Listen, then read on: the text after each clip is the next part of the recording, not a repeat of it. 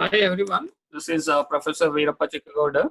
In this video, we are going to learn programming external hardware interrupts. So let us see the programming external hardware interrupts. There are two types of hardware interrupts. That is, all of you know that 8051 IC chip, we have pin 12 and pin 13 stands for INT0 and INT1. So port 3, these comes under port 3.2 and port 3.3. So these are used as external hardware interrupts. The interrupt vector table locations 03 and 013H are set aside for INT0 and INT1. So these are the starting address for the interrupt service routines. So we need to remember for INT0 and INT1 whenever you are writing an interrupt service routine. There are two activation levels for the external hardware interrupts. So whenever you are asserting these pins, pin 12 and 13, so how means in what way we need to activate these interrupts, means what is the assertion value we need to put on these pins. So that we have two methods, that is we call it as a level triggered, and one more is edge triggered. Level triggered means it is low level trigger. Normally, you know that port pins are high. If you put a 0 on that, we call it as a level trigger. If you are putting a falling edge, on the falling edge means a transition from high to low. If you put on the these particular pins, pin 12 or 13 of 8051 IC, so that we call it as a edge triggered. So let us see in detail about what you mean by a level triggered and edge triggered.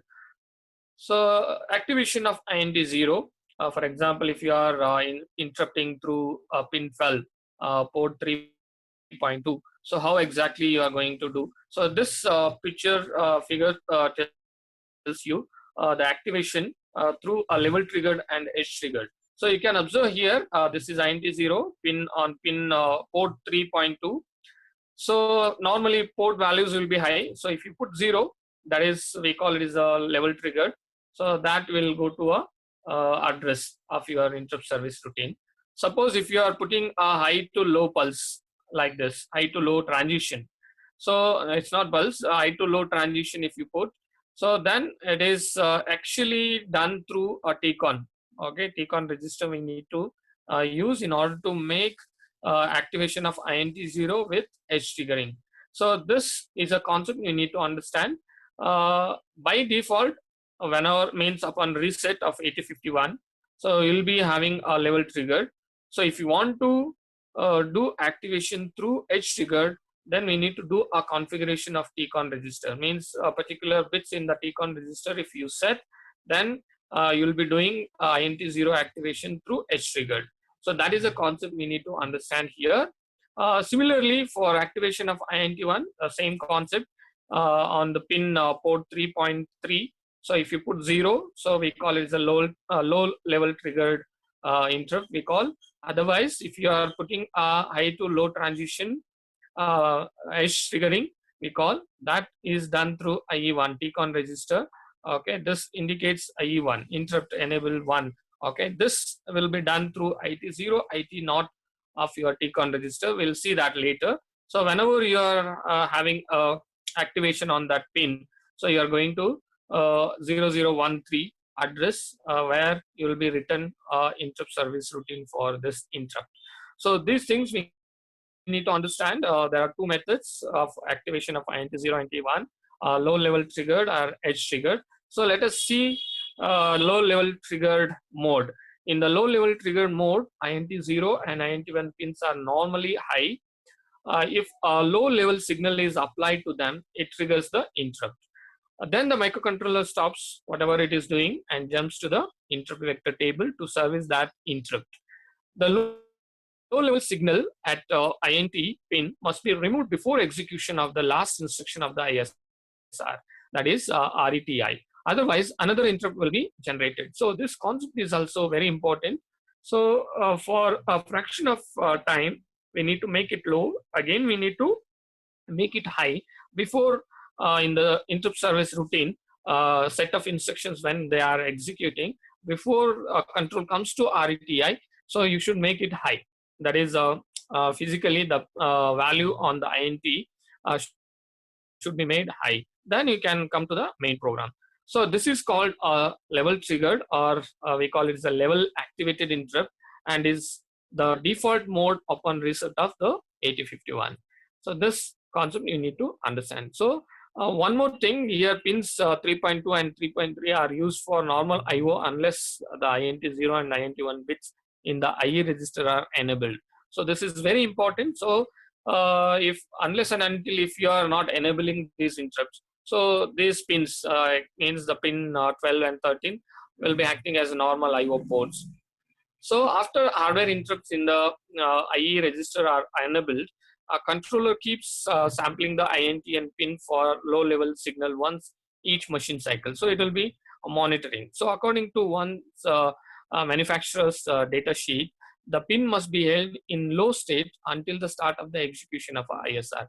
So normally means if you are giving activation through level triggered. So if you are made normally the IO port value will be high. If you are made low, so what is the duration you need to keep that pin as a low? So that is important. If the INT pin is brought back to a logic high before the start of the execution of the ISR, there will be no interrupt. So if the INT pin is left at logic low after RETI instruction, the ISR another interrupt will be activated after one instruction is executed. So this concept is very important. So here we need to know that what is the time duration.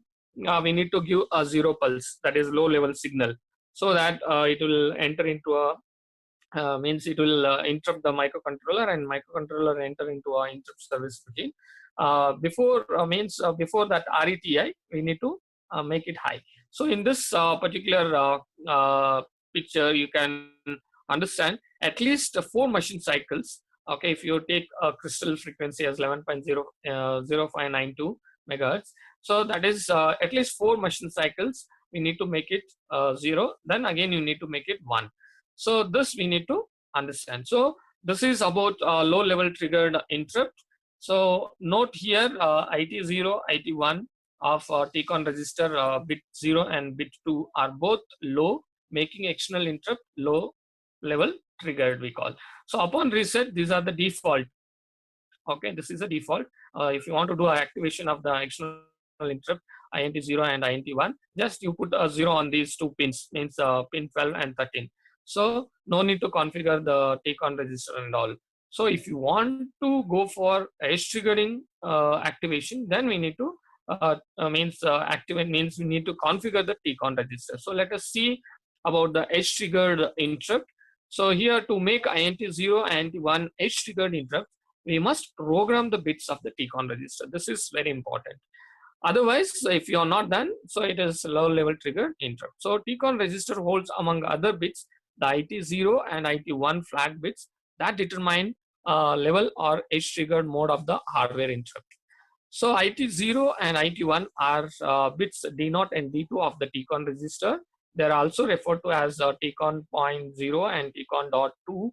Since the TCON register is bit addressable, so individually you can set or reset those particular bits. So let us see in this TCON register. So you can see the position of IT0 and IT1. So it is 0th position. Here it is a second position. So these bits, if you are setting, so then your whatever you are going to assert the external interrupt, so that will going to be edge triggered. So that we need to understand. So whenever you want to activate the external interrupts, so we need to do a configuration of the TCON register. So here also we need to remember in the edge triggered interrupts, the external source must be held high for at least 1 machine cycle, then held low for at least 1 machine cycle. So what is the duration? We need to make the transition high to low. So that is also very important. The falling edge of the pins INT0 or INT1 are latched by 8051 and are held by the TCON point 1 and TCON point 3 bits of TCON register respectively for INT0 and INT1. That is very important. Function as a interrupt in service flags. It indicates that the interrupt is being serviced now and on this INTN pin, and no new interrupt will be responded until this service is finished by a microcontroller. So let us see in this diagram. So whenever you're making a high to low transition, so at least the high and the low transition should hold for at least 1.085 microseconds, or one machine cycle we call. So this concept we need to remember whenever you are doing external activation of the INT, means external interrupts activation of INT0 and INT1. So regarding IT0 and IT1 bits in the TCON register, the following 2 points must be emphasized. That is, when the ISRs are finished, that is upon execution of RETI, these bits are cleared, indicating that interrupt is finished and 8051 is ready to respond to another interrupt on that pin. So this is a must we need to do. And during the time that interrupt service routine is being executed, the INTN pin is ignored. So no matter how many times it makes a high to low transition. So this is important. So once it interrupts the microcontroller till that interrupt service routine is executed for that interrupt, it will not accept any other interrupt from that particular pin. So it will ignore that particular pin. So this concept you need to remember. So RETI clears the corresponding bit in TCON register, that is TCON 0.1 or TCON 0.3. So this there is no need for separate instruction for clearing that means interrupt INT0 or INT1 in the ISRs. So this concept we need to remember. And one more thing is in the TCON register, just this is for your understanding, what actually the 4 lower bits of TCON are meant for the interrupts, and higher 4 bits are meant for the timers. So here we need to remember IE1 is an external interrupt 1 edge flag we call, set by the CPU itself, means whenever means if you are asserting, so it is set by the CPU itself. CPU in the sense microcontroller. Whenever it is means detected high to low transition, and it is cleared by the CPU when the interrupt is processed. So this we need to remember. IT1 interrupt 1 type control bit we call, when it is set, we call it as a edge triggered. If it is cleared, means if it is not means if you are not configured, it is a low level trigger we call. So similarly IE0 external interrupt 0, IT0 interrupt 0 type control. So all these things you know that. So let us see with one example how exactly we can able to write assembly programming for external interrupts. So whenever you are asserting or if you are interrupting a microcontroller through external pins, so how a microcontroller is going to execute or service that interrupt. So in this problem statement, they have given one example. So we need to assume INT1 pin means your means if you are in putting external interrupt on pin INT1, that is external interrupt 1, it connected to a switch that is normally high. Whenever it goes low, it should turn on the LED. Means whenever it goes low, in the sense you are externally interrupting INT1, means interrupting your microcontroller through INT1 pin. So microcontroller has to turn on the LED. The LED is connected to a pin, means port pin 1.3, and is normally off. When it is turned on, it should stay on for a fraction of a second. As long as a switch is pressed low, the LED should stay on. So this is very simple. So you are interrupting microcontroller through INT1. So whenever a microcontroller is interrupted, so microcontroller has to turn on the LED. That is your interrupt service routine. So interrupt is asking a microcontroller to turn on LED. So microcontroller will be doing its job whenever interrupt comes on INT1. So microcontroller should go to the interrupt service routine, and there in that subroutine it has to turn on the LED. Then while coming back to the main program, it should off that LED and it should come to the main program. So whenever interrupt comes, so microcontroller has to go to the interrupt service routine, turn on the LED, and while coming back to the main program, turn off it and come. That is a job a microcontroller has to do. So let us see how to write assembly code for this particular problem statement. So let us start with origin 00H. So as you know that whenever you are writing a code for interrupts, we need to avoid interrupt vector table memory space. So next instruction will be long jump to the main code starting other than the interrupt vector table memory space. So long jump main. So let us come to the main program.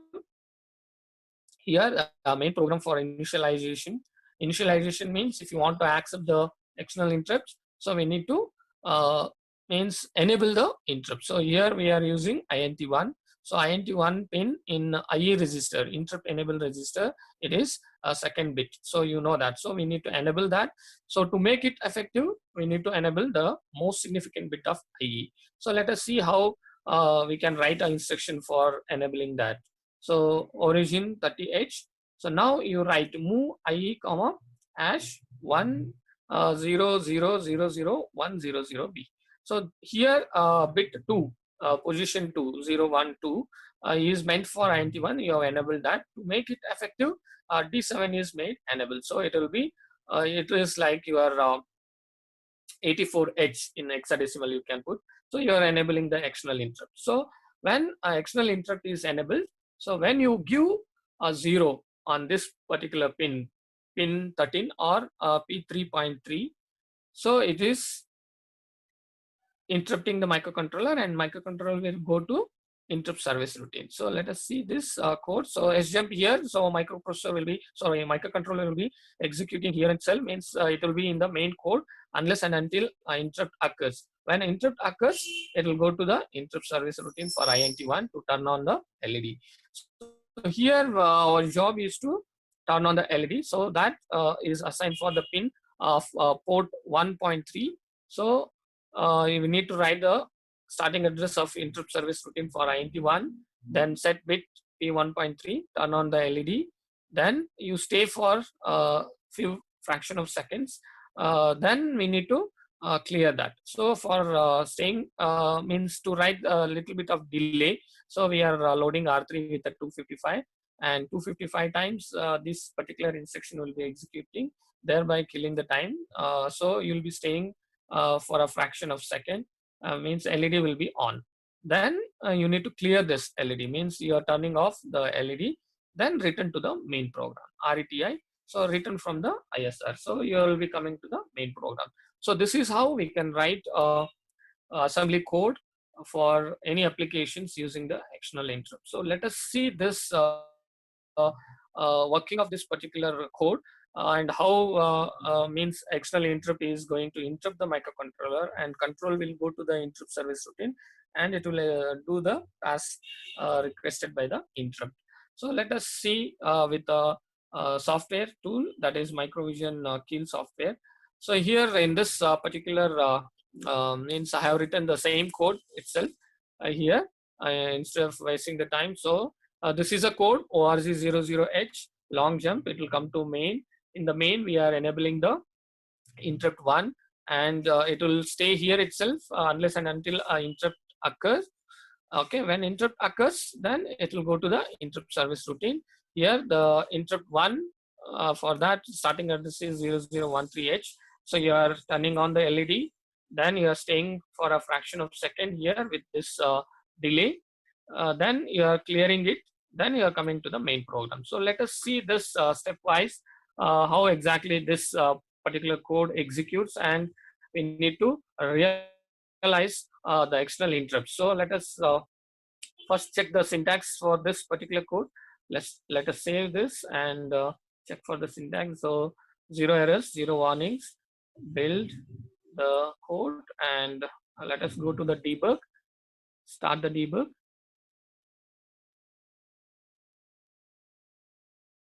Here in the debug, what we need to understand here is we need to monitor port pin 1.3 and port 3.3, that is actual INT1. So let us take those ports, IO ports. I'll take port 3.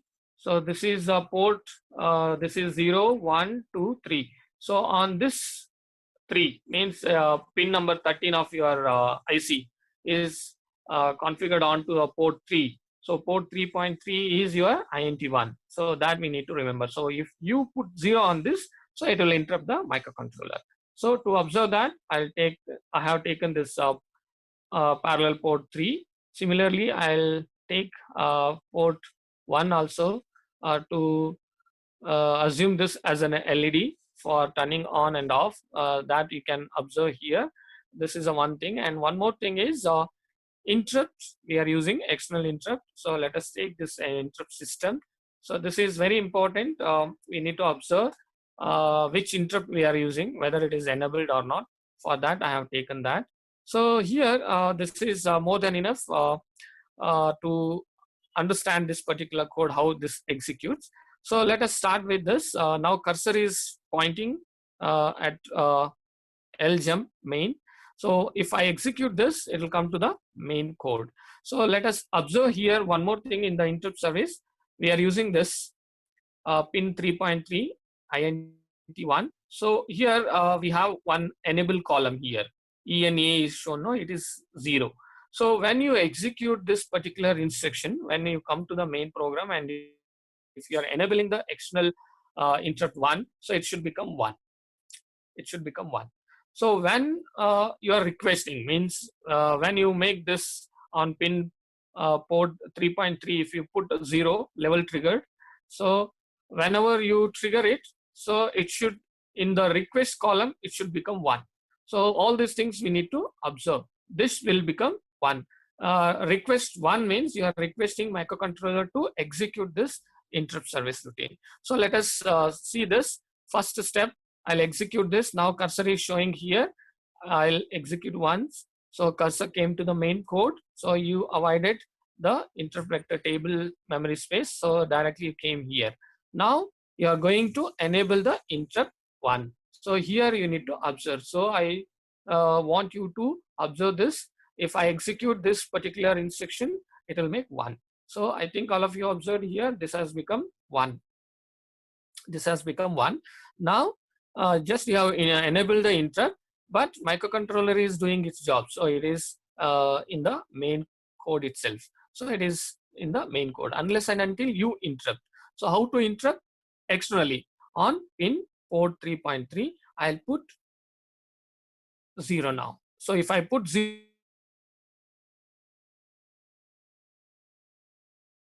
request is made 1. So it is requesting microcontroller to turn on the LED. Where is the code to turn on the LED? It is in the interrupt service routine. So now observe, the cursor is pointing the number 13 here. That is here infinite loop.